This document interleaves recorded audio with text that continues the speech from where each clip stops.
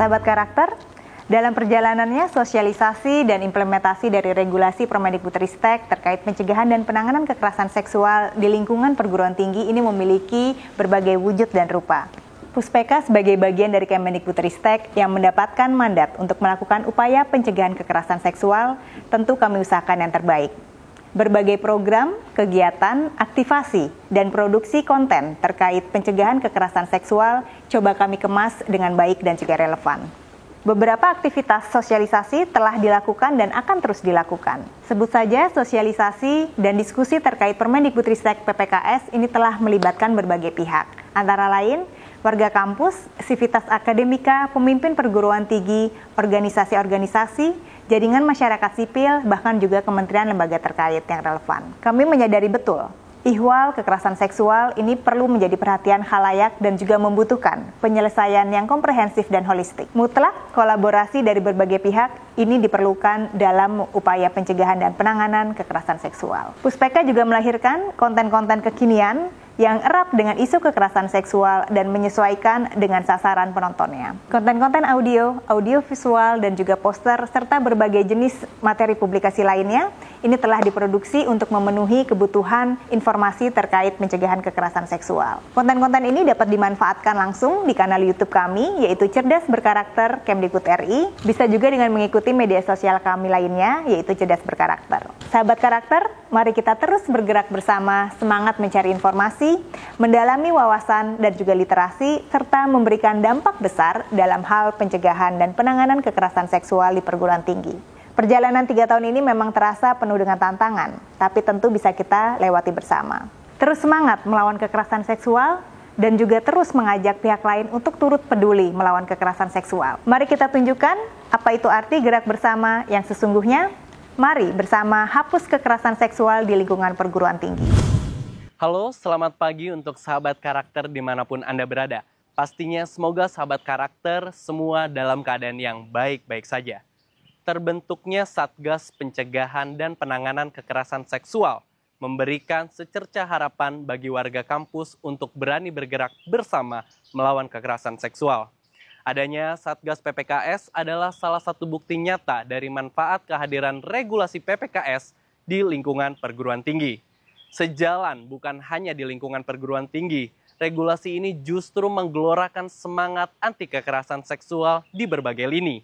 Kemitraan bersama masyarakat, instansi lain, dan jaringan organisasi pun semakin erat. Inisiatif-inisiatif untuk bergerak pun semakin merebak. Masih di Institut Pertanian Bogor, kita akan melanjutkan perbincangan dengan narasumber-narasumber yang telah hadir. Bersama saya, Sigit Nugroho, dan inilah podcast perbincangan, obrolan, dan diskusi seputar isu kekerasan seksual. Halo sahabat karakter dimanapun Anda berada, kembali lagi di acara podcast perbincangan, obrolan, dan diskusi seputar isu kekerasan seksual. Baik, kepada para sobat karakter, di sini sudah ada 2 narasumber kami yang sangat luar biasa. Saya akan menyapa terlebih dahulu. Selamat datang Ibu Profesor Alimatul Kiptia selaku Komisioner Komnas Perempuan. Selamat datang Ibu. Terima kasih Mas. Iya, gimana kabarnya Ibu? Alhamdulillah baik. Baik ya Bu ya, semoga selalu baik. Dan yang kedua di sini sudah ada bersama kami ada Ibu Dian Novita dari LBH Apik Jakarta yang merupakan bagian dari Forum Pengadaan Layanan. Selamat datang Ibu. Iya, terima kasih Mas. Iya, bagaimana kabarnya Bu? Alhamdulillah sehat. Saya manggilnya Ibu apa Mbak nih? Boleh Ibu, boleh Mbak, tapi kayaknya Mbak aja deh ya. Mbak aja ya. Baik. Oh iya, Forum Pengada Layanan. Forum Pengada Layanan, Ya, baik ya. betul. Terima kasih ya Mbak Dian sudah datang juga di studio kami juga di sini.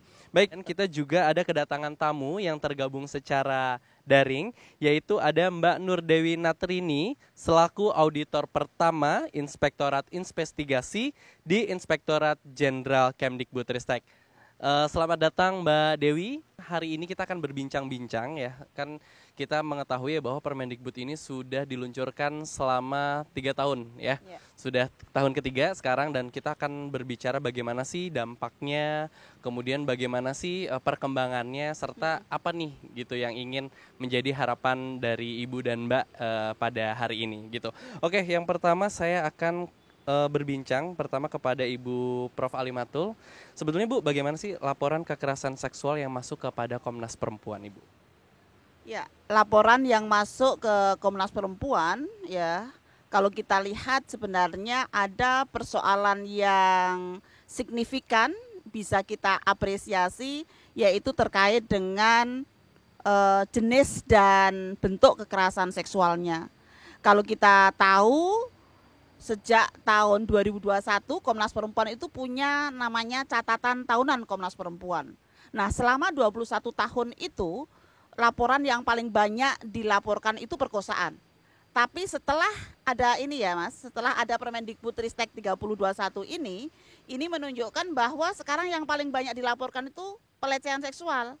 Atau kalau bahasa Undang-Undang TPKS-nya adalah kekerasan seksual non-fisik. Artinya apa dengan data ini? Ada perubahan tren ya, setelah 21 tahun lalu ada perubahan tren, artinya sekarang masyarakat itu sudah semakin banyak yang menyadari bahwa bentuk dan jenis kekerasan seksual itu bukan hanya perkosaan, tetapi juga kekerasan seksual non-fisik. Seperti catcalling ataupun juga candaan-candaan yang sifatnya merendahkan, menyerang, ya, melecehkan tubuh ataupun juga organ reproduksi seseorang begitu. Nah, ini sangat menarik sekali ya Prof ya, perbincangan kita pada hari ini. Sebetulnya kalau kita melihat bagaimana sih Prof secara spesifik gitu data yang masuk di lembaga pendidikan gitu, entah pengaduannya atau pelaporannya gitu kan. Kalau tadi kan Prof berbicara tentang tren nih, nah kalau sekarang secara spesifiknya itu seperti apa Prof?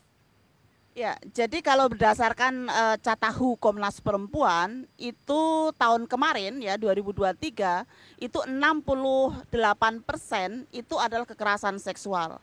Nah, kalau kita lihat lebih detail lagi ya di lembaga pendidikan itu seperti apa gitu. Mungkin kita bisa melihat secara detailnya ya bahwa data yang ada dilaporkan di Komnas Perempuan itu yang tingkat SMA itu lebih banyak dilaporkan daripada di perguruan tinggi. Padahal dulu sebelum Permendikbudristek ini diluncurkan itu data dari perguruan tinggi itu lebih banyak daripada di lembaga pendidikan yang lain. Nah, kemungkinan besar hal ini salah satu dampak daripada adanya Permendikbudristek 3021 itu dan juga adanya Satgas PPKS yang sudah menjamur ya di seluruh kampus itu ya, utamanya di perguruan tinggi negeri dan hampir separuhnya di perguruan tinggi swasta ya, itu kemudian menjadikan bahwa laporan-laporan kekerasan seksual itu nggak perlu lagi ke Komnas Perempuan, tetapi cukup dilaporkan di seluruh kepada kampus-kampus yang ada gitu. Nah, kalau kita lihat ya, dan selain itu ini kalau kita lihat nih karakteristik korban dan pelaku memang kalau korban itu antara umur 18 sampai 24 tahun itu yang paling banyak. Sedangkan pelaku itu adalah dari 25 tahun sampai 40 tahun, itu adalah data yang paling banyak dilaporkan di Komnas Perempuan. Ini sangat menarik, tapi saya juga pengen mendengar nih apa sih namanya dari Ibu Dian terlebih dahulu ya. Mbak Dian, sebetulnya kalau FPL itu apa sih Mbak gitu? Kalau FPL itu adalah forum pengada layanan, itu adalah organisasi, bukan organisasi ya, forum tempat bertemunya organisasi-organisasi pengada layanan untuk perempuan dan anak korban kekerasan. Nah, saat ini sebenarnya Komnas Perempuan merupakan salah satu yang istilahnya berjasa dengan lahirnya forum pengada layanan gitu ya, mengumpulkan teman-teman organisasi pengada layanan di seluruh Indonesia dan akhirnya kami membentuk forum pengada layanan. Nah, organisasi-organisasi ini dia bentuknya bisa organisasi bantuan hukum, bisa Women Crisis Center. Dan kalau di Indonesia saat ini ada di 32 provinsi dan ada sekitar 87 organisasi yang tergabung dalam forum pengada layanan. Wah, jadi memang sudah berjejaring seluruh Indonesia Mbak ya. Betul. Untuk perihal ini. Nah, sebetulnya kalau kita melihat bagaimana sih bentuk kemitraan gitu ya yang dibangun keterlibatan FPL dalam pelaksanaan PPKS ini Mbak? Iya, kami sangat senang sekali dengan adanya Permendikbud nomor 30 tahun 2021 ini merupakan salah satu peluang juga ya untuk bagaimana organisasi masyarakat sipil kemudian bekerja sama dengan pihak pendidikan atau dari akademisi, terutama dalam penanganan kasus-kasus kekerasan seksual.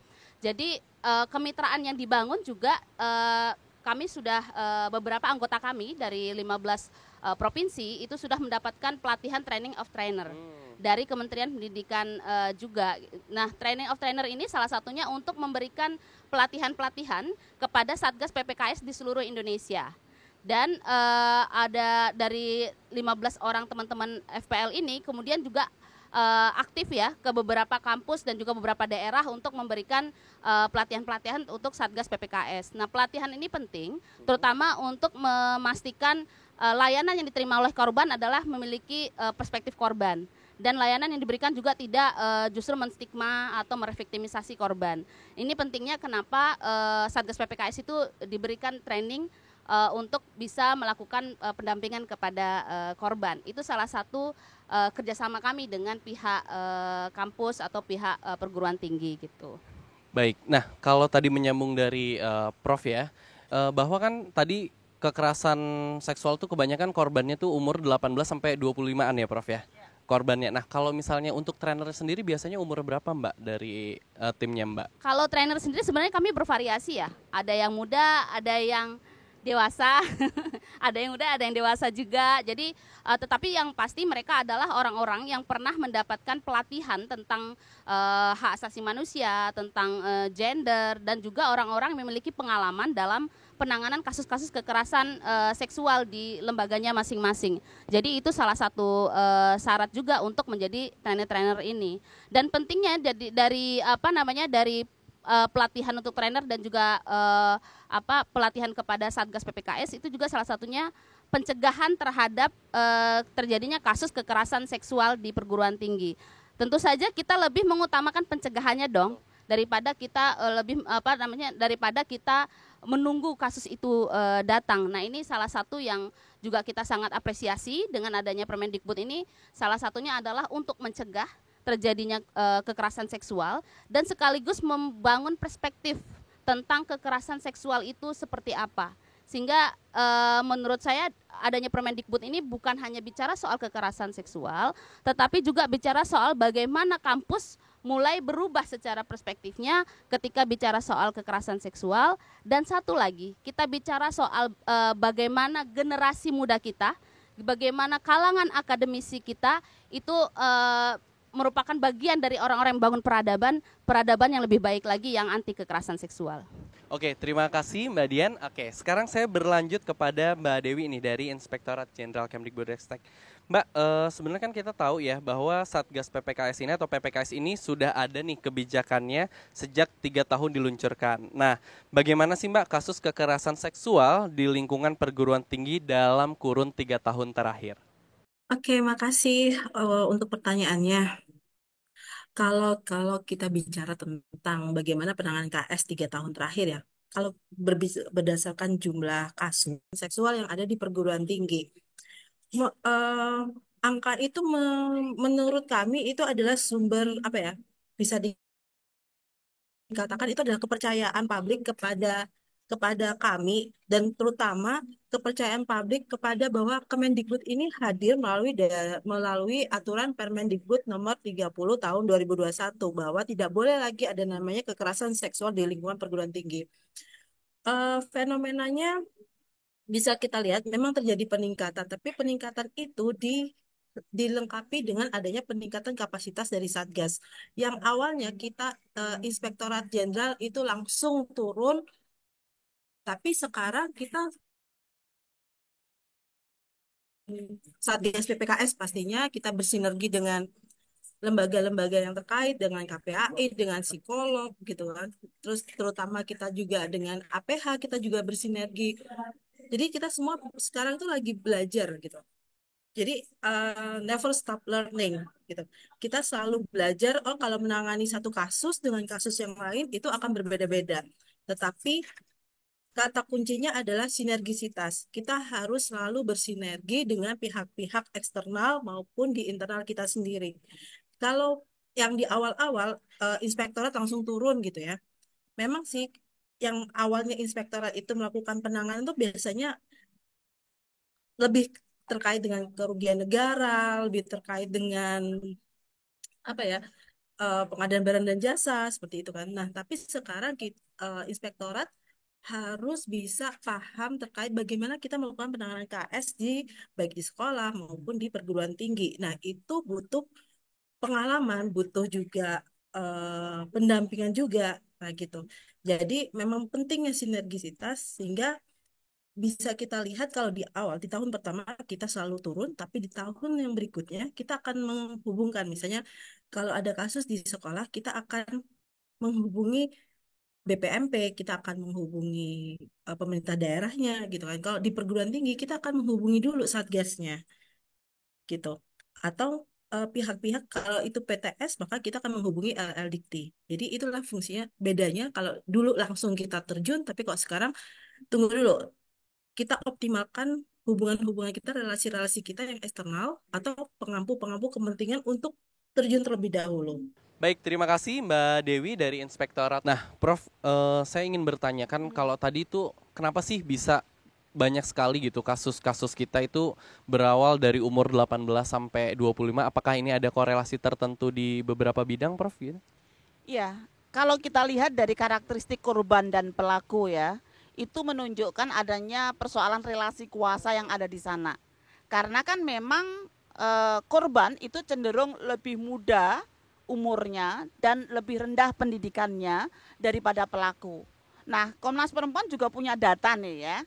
Tahun 2022 sama 2023 ya misalnya, di yang pelakunya guru ya, yang pelakunya guru itu ada 28 tahun 2022 dan juga ada 21 ya yang pelaku guru di tahun 2023. Nah, sedangkan dosen ini data Komnas Perempuan ya, dosen itu menunjukkan ada 21 pelaku di tahun 2022 dan juga ada 24 dosen yang menjadi pelaku di tahun 2023.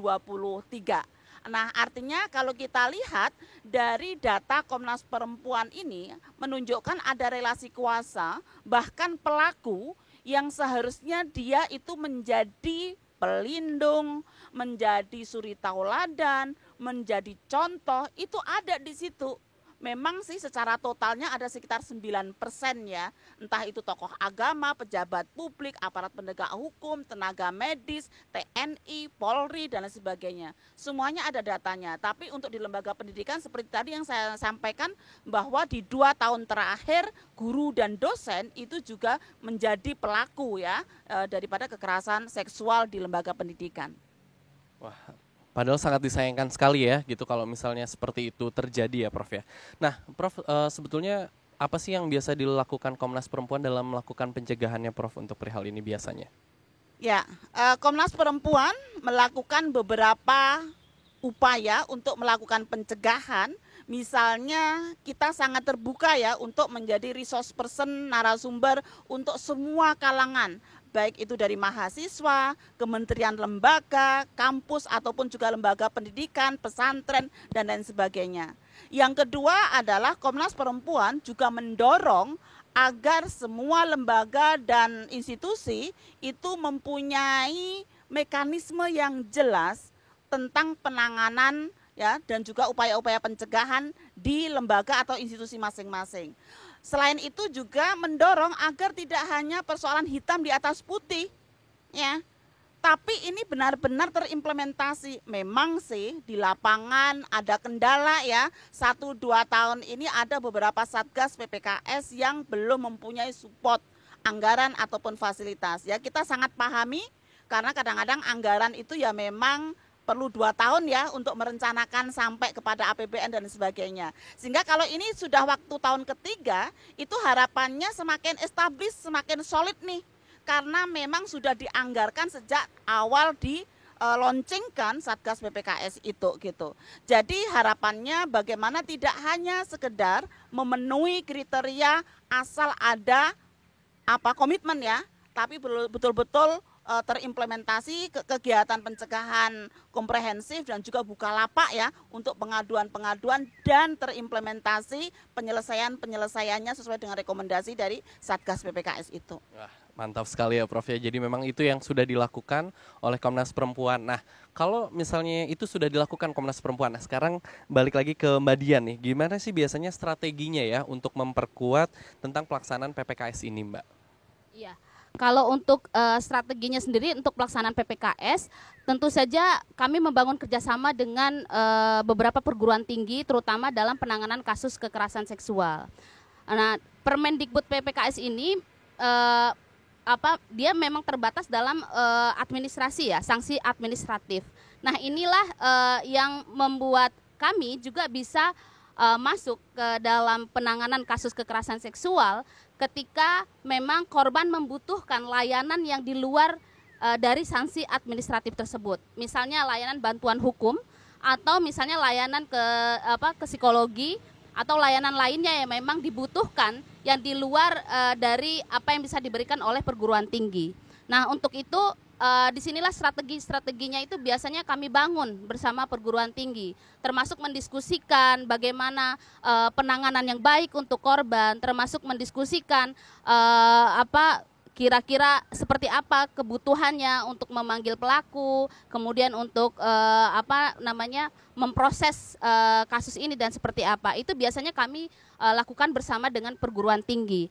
Dan alhamdulillahnya dengan adanya Permendikbud jadinya membuka peluang-peluang tersebut gitu. Kalau dulu mungkin perguruan tinggi ketika ada kasus itu justru beramai-ramai menutup supaya tidak dianggap bahwa ini adalah aibnya kampus gitu, aibnya perguruan tinggi dan lain sebagainya. Tapi justru ini sangat berdampak pada korban, bahkan berdampak pada lingkungan akademis. Tetapi saat ini dengan adanya Permendikbud itu justru makin menunjukkan bahwa dengan adanya kampus yang sangat aware, kampus yang mau menangani kasus kekerasan seksual, yang peduli pada korban, itu adalah kampus yang cukup baik gitu ya. Jadi bukan justru kampus yang menutup rapat-rapat kasus kekerasan seksual, tetapi justru kampus yang menangani kasus kekerasan seksual. Itulah perubahan perspektif kita gitu. Jadi saat ini justru kampus yang seperti itu adalah kampus yang dapat menjadi contoh, merupakan kampus yang tempat orang-orang aman dan nyaman belajar untuk menempuh pendidikan. Mungkin saya bisa menambahkan Mas ya terkait dengan persoalan ini. Bagaimana kita melihat sebuah kampus ya. Jadi jangan kemudian merasa kampus itu gagal ketika ada banyaknya laporan kekerasan seksual di kampusnya.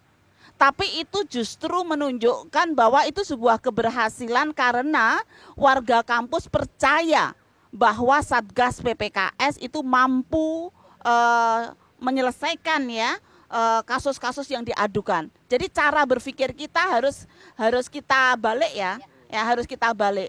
Karena itu kampus yang hebat, kampus yang berdaya ya, yang maju adalah kampus yang mampu menyelesaikan kasus-kasus aduan dengan seadil-adilnya dan juga berpihak kepada korban, bukan kampus yang menyangkal bahwa itu tidak terjadi. Jadi sekali lagi saya ingin menekankan tentang cara membaca data ya. Jadi ketika nanti teman-teman melihat kampusnya kok ada banyak data, lebih banyak, ini gimana sih Permendikbud disahkan, Undang-Undang TPKS disahkan, kok kasusnya masih banyak terus? Apakah berarti Satgas PPKS-nya nggak jalan? Bukan begitu. Justru ini adalah suatu kepercayaan dari warga kampus ya, karena kemudian mereka mempercayai kepada Satgas PPKS, pimpinan perguruan tinggi, bahwa kasusnya itu akan diselesaikan dengan seadil-adilnya. Jadi bukan kemudian lalu itu malah memperburuk ya, membuat kayak citra kampus itu jadi jelek karena kasusnya banyak, bukan begitu gitu. Jadi saya pikir ini penting ya untuk kita ketahui bersama. Iya, jadi kalau trennya itu malah banyak laporan, berarti Satgasnya bisa dikatakan berhasil ya Prof ya? Berjalan gitu ya. Iya. Justru kalau misalnya nggak ada nih ya kan, bahwa gimana nih gitu. Saya tidak akan pernah percaya satu kampus pun kalau nggak ada kasus kekerasan seksual, at least catcalling ya, itu pasti ada. Saya nggak pernah percaya tuh di kami nggak ada. nggak percaya aku Iya, gitu. berarti ini juga kita harus melihat berarti angka itu juga bisa jadi bicara ya, Prof ya. Betul, betul. Bagaimana kasus yang dilaporkan, bagaimana penanganannya gitu. Jadi output hasilnya semua warga Civitas Akademika terhindar ya dari kekerasan seksual ini, betul ya, Prof ya. Nah, Ya. kalau misalnya di LBH Apik sendiri ya, Mbak ya, melihat fenomena ini seperti apa sih, Mbak gitu? Sebetulnya urgensinya tuh Ya, seperti apa? ini tentu saja sangat urgent ya, dan LBH Apik sangat terbantu gitu. Jadi sedikit meringankan bebannya juga LBH Apik Jakarta, karena dulu sebelum ada Permendikbud, kasus-kasus kekerasan seksual yang terjadi di kampus pun itu langsung masuknya ke LBH Apik gitu ya, ataupun organisasi-organisasi pengada layanan lainnya. Tetapi sekarang dengan adanya Satgas PPKS melalui Permendikbud, jadinya kasus itu bisa masuk dulu ke Satgas. Korban bisa mendapatkan dulu pertolongan pertamanya melalui Satgas, sehingga LBH Apik itu bisa kemudian berdiskusi dengan Satgas, juga bisa berbicara dengan Satgas kronologisnya seperti apa. Nah, itu justru sangat membantu kerja-kerja organisasi pengada layanan. Dan satu lagi, ketika saya juga menambahkan tren juga saat ini yang terjadi di 2023 sampai juga 2024 baru pertengahan ini ya, itu banyak sekali kasus-kasus yang terjadi di kampus, kekerasan seksualnya justru berbentuk kekerasan seksual berbasis online atau KBGO, ada yang dikenal juga KBGO, atau di dalam Undang-Undang TPKS kekerasan seksual berbasis elektronik. Nah, ini kasusnya banyak sekali, baik dengan teman sejawat ataupun juga dengan pasangan ataupun orang yang memang dia tidak mengenal gitu. Dan itu banyak menimpa orang-orang muda kita dan juga teman-teman yang ada di dalam kampus. Jadi peristiwa kekerasan seksualnya bukan hanya dalam ranah offline, tetapi juga bisa di ranah offline, dan atau bahkan ada yang dia dari ranah offline kemudian berubah menjadi masuk ke dalam ranah online. Jadi mungkin teman-teman di sini juga tahu ya, ada kasus yang kalau orang sebut sebagai revenge porn. Nah, sekarang kami tidak menggunakan lagi revenge porn karena nggak ada alasan apapun orang untuk membalas dendam dengan menggunakan pornografi. Jadi kami menggunakannya sekarang NCII atau non-consensual intimate image. Jadi kita nggak pakai lagi kata-kata revenge porn, itu seolah-olah membenarkan pelaku untuk melakukan gitu. Nah, jadi kasus-kasus NCII ini kemudian banyak sekali masuk ke Apik, dan itu rata-rata terjadi di orang-orang muda di kita gitu, di Indonesia ini gitu. Gitu ya. Nah, kita akan beralih terlebih dahulu untuk Mbak Dewi yang ada di tergabung secara daring. Mbak Dewi dari Inspektorat, bagaimana strategi dalam optimalisasi penanganan kekerasan seksual di lingkungan perguruan tinggi? Oke, makasih untuk pertanyaannya. Ini kita ngomongin tentang audit keuangan, audit kinerja. Kita kan nggak perlu izin dari pimpinan perguruan tinggi atau kita nggak perlu izin dari pengadu. Tapi kalau kekerasan seksual, di dalam menangani kita satu harus penyamaan persepsi gitu. Semua satu visi misi dulu. Kalau kita udah beda visi misi, itu kita akan ngomongin tentang penanganan akan sulit. Tuh. Makanya di Inspektorat Jenderal itu kita selalu dilatih, meskipun kita udah pernah pelatihan kekerasan seksual ya, baik dari mengundang Prof. Alim, mengundang teman-teman Puspeka, tapi kita tetap harus ada namanya penyamaan persepsi. Begitu. Kemudian pemahaman tentang hukum. Nah, ini kadang kalau bisa dikatakan ini yang masih kurang ya, gitu. Kadang eh, dalam melakukan penanganan Satgas itu takut ini nanti dampak hukumnya gimana. Kalau kasusnya ke ranah hukum, kami harus seperti apa, ataupun korban harus bagaimana kalau kasusnya ada ke ranah hukum, gitu. Karena semua tahapan harus ada izin dari atau persetujuan dari korban, maka kita bekerja sama dengan namanya LBH. Di sini juga ada LBH Apik yang sudah mendampingi kita juga, gitu. Jadi eh, pemahaman tentang hukum ini itu adalah salah satu faktor penting juga bagi kita untuk mengoptimalisasi bagaimana terkait dengan penanganan. Misalnya kasusnya berbicara tentang kekerasan seksual, yaitu pemerkosaan. Maka mau tidak mau kita akan mengarahkan kasus ini ke ranah hukum, tetapi kita harus mengedukasi korban terlebih dahulu. Kalau di ranah hukum nanti kita akan panjang kasusnya atau langkahnya akan panjang. apakah korban atau pelapor ini siap. Kalau siap, kita maju bareng-bareng gitu. Tapi yang pasti kita harus ini ya, mereka itu harus diedukasi. Karena nanti mereka akan ditanyai lagi kasus yang serupa, gitu kan. Pertanyaannya serupa dan panjang, itu pasti akan ditanyai lagi dan itu akan menguras emosi. Nah, seperti itu. Jadi menurut kami tadi penyamaan persepsi, bantuan hukum, dan yang ketiga nih, adanya support dari pimpinan perguruan tinggi. Kalau semua elemennya SOP support itu banyak ya, mulai dari ada regulasinya, Satgas PPKS diakui, kemudian ada terkait dengan apa ya, kalau kita katakan tempatnya, kemudian fasilitas-fasilitas lain yang mendukung, terutama keberadaan Satgas PPKS itu diakui di kampus, itu menurut kami itu salah satu langkah strategi juga, gitu. Karena itu dari kementerian itu kita selalu mendukung dan mengharapkan bahwa pimpinan perguruan tinggi itu harus hadir gitu dalam mensupport Satgas PPKS melakukan baik pencegahan maupun penanganan kasus kekerasan seksual di perguruan tinggi. Baik, terima kasih Mbak Dewi. Nah, kalau Prof sendiri melihat kekerasan seksual yang bergeser ke ranah online itu seperti apa, Prof, kalau dari pandangan Prof sendiri? Ya, jadi sesuai dengan data yang dilaporkan oleh yang dilaporkan ke Komnas Perempuan ya tahun 2023, memang angka yang paling banyak itu adalah KSBE. KSBE itu kekerasan seksual berbasis elektronik, ya. Dan memang pelakunya yang paling banyak itu adalah mantan pacar dan pacar. Sama ya Mbak ya, di lembaga layanan juga demikian. Jadi ini adalah kemudian sesuatu yang penting ya untuk mempunyai pelatihan kecerdasan digital.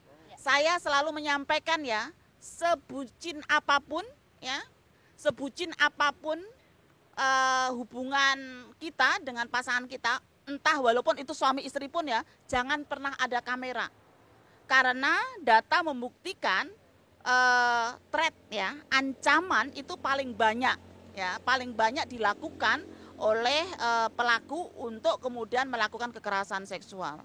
Tapi sebenarnya selain kekerasan seksual berbasis online ya, kalau kita bicara tentang kebijakan ya, sebenarnya tidak hanya di Permendikbud saja Mbak. Ya, di Kementerian Agama mereka juga sudah memulainya bahkan lebih awal sebenarnya daripada Kemendikbud untuk memastikan ya agar kampus-kampus di perguruan tinggi keagamaan itu juga mempunyai komitmen SOP, Satgas PPKS dan serupanya gitu ya, untuk kemudian juga menciptakan kampus yang bebas, nyaman sehingga semua sivitas akademikanya mempunyai kemampuan untuk memaksimalkan potensi yang mereka miliki, begitu.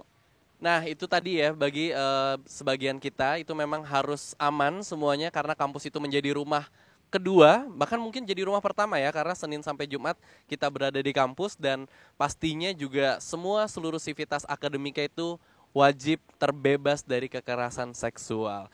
Oke, Sobat Karakter dimanapun Anda berada, kita akan jeda terlebih dahulu, kita akan lihat tayangan berikut ini.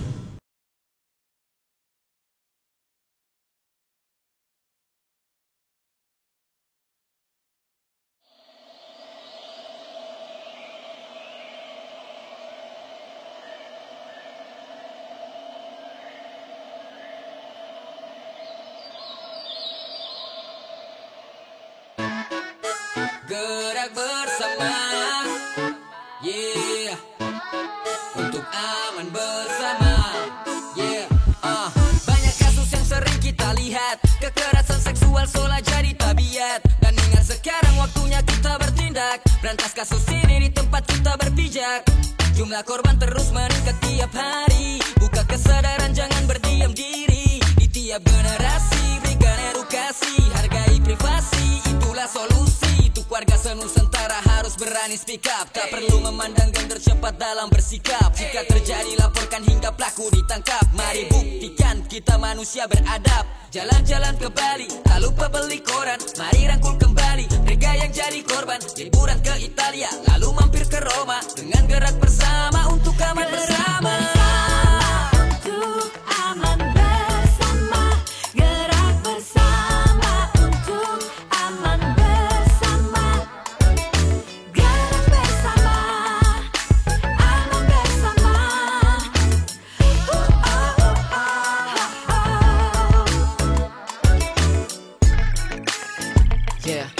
Dari timur Nusantara, titik timur Nusantara. Lewat ketukan dan nada ku membuka rahasia. Bukan untuk aku tapi untuk Indonesia. Kejahatan ini tak lagi pandang usia. Dari balita, remaja, dewasa hingga lansia. Tetap peduli lindungi di luar aplikasi. Berani bicara saat pelaku beraksi. Berani mencegah masukan dalam opsi. Hargai tubuh dan jiwa yang telah Tuhan kasih. Karena kita berharga di mata Tuhan. Yang buruk dibuang, yang baik yang dilakukan. Gerak bersama untuk aman bersama. Dengan aku punya pantun untuk kalian semua. Jalan-jalan ke Papua sambil makan papeda. Tak lupa ajak adik, kakak, papa sama mama. Kejahatan seksual jangan tergoda. Yuk mari gerak bersama untuk aman bersama. Untuk aman bersama. Gerak bersama untuk aman bersama. Gerak bersama, aman bersama.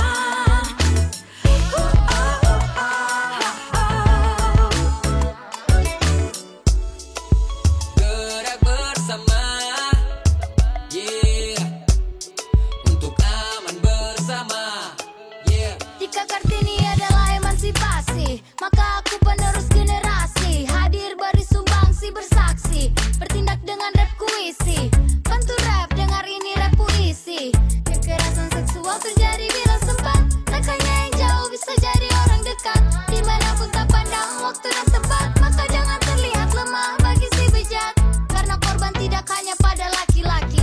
Mereka kepala tapi maaf kita bukan kaki. Maka jika ditemui tak harus maklumi. Karena kita sama punya hak asasi. Maka jika didapati jangan tinggal diam.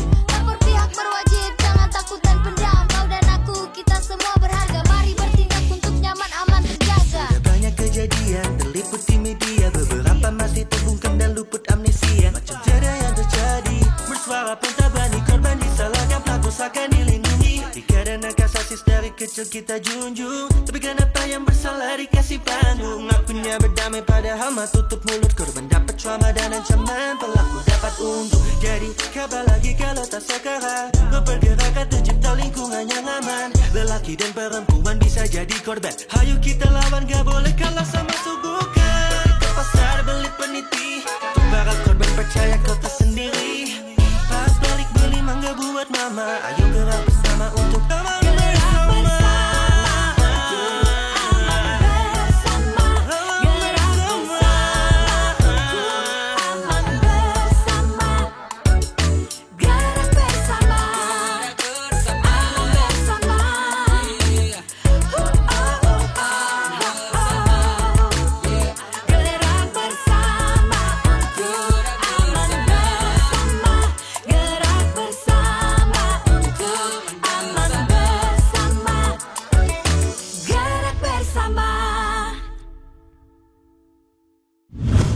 Oke sahabat karakter dimanapun Anda berada, kembali lagi di acara perbincangan, obrolan, dan diskusi seputar kekerasan seksual.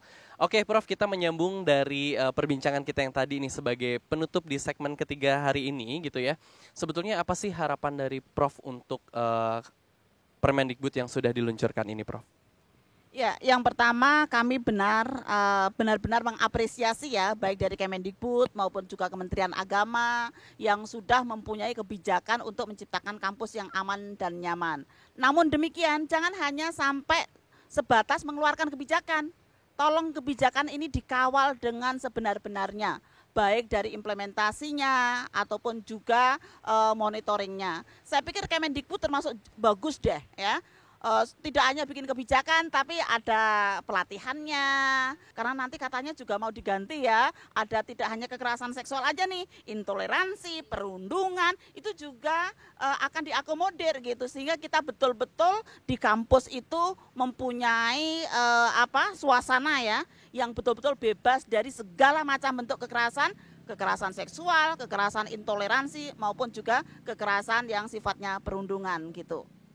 Baik, kalau dari Mbak Dian sendiri nih, gimana nih Mbak Dian? Iya, sebenarnya hampir sama dengan Bu Alim. Tentu saja saya berharap bahwa peraturan ini dapat terus ditegakkan di perguruan tinggi di Indonesia.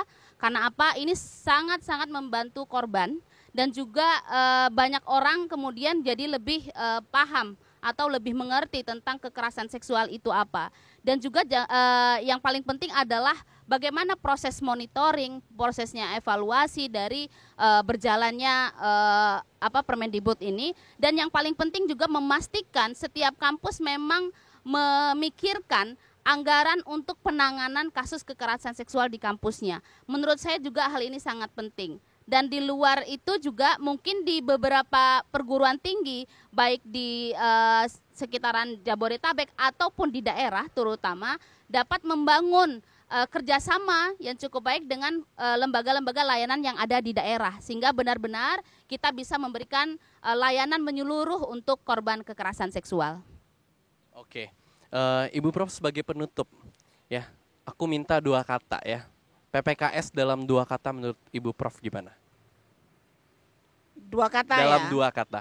Ya, berpihak kepada korban dan teruskan. 3 kata ya. 3 kata. Berarti 3 kata ya. Itulah dari Prof. Berpihak kepada korban dan teruskan. Kalau dari Mbak Dian sendiri? Apa ya? Kok 2 kata susah banget. Oke, 3 kata deh Mbak ya. 3 kata. Iya.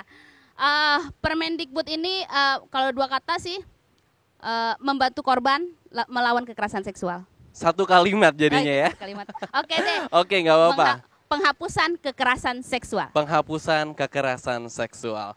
Oke, terima kasih kepada Prof. Alim, terima kasih juga kepada Mbak Dian, dan juga terima kasih kepada Mbak Dewi. Oke, sebelum kita mengakhiri, saya juga mengucapkan terima kasih kepada sahabat karakter yang telah bergabung bersama kami. Saya Nugroho mengucapkan undur diri dari sahabat karakter dimanapun Anda berada. Sebelum itu kita salam terlebih dahulu. Boleh, Oke, yuk kita salam bareng-bareng. Ya. Salam cerdas berkarakter.